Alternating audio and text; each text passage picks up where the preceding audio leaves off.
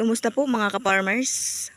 Welcome back po sa aking mounting channel. At for today's video ay nandito tayo ngayon sa aming maliit na taniman. At mayroon ako ditong tanim na talong. So yan, namumunga na po itong mga talong na ito.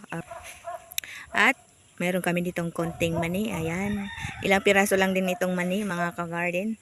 Kaya itinanim ko para maparami ang susunod na pangtanim, para magkarami uli ng pabinhi.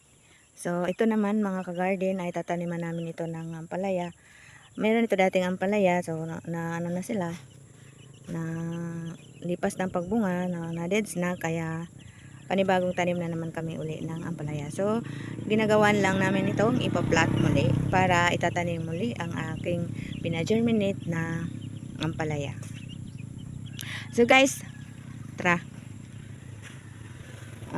Magbunot na ako nitong mani naming 1 hektarya.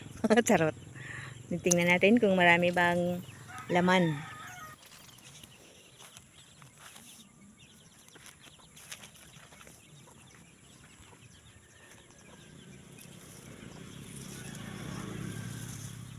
Bubunutin ko na mga ka-garden kung marami bang laman ang tanim kong mani.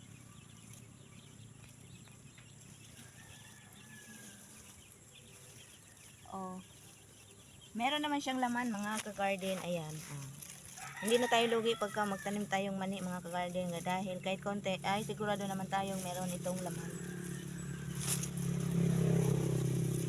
Ayan, ito mga ka-garden, kukunin ko dito yung magulang na, tapos ibibilad ko at gagawin ko uli na tanim.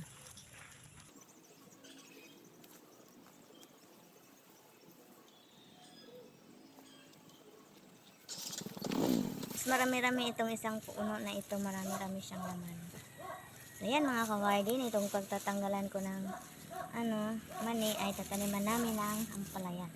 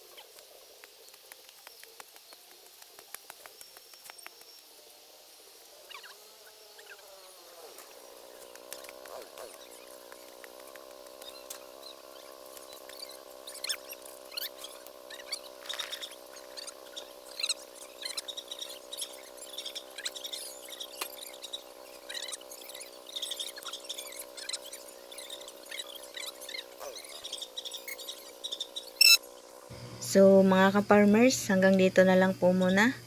Hanggang sa susunod ko pang mga video, maraming salamat sa inyong panonood. God bless you all.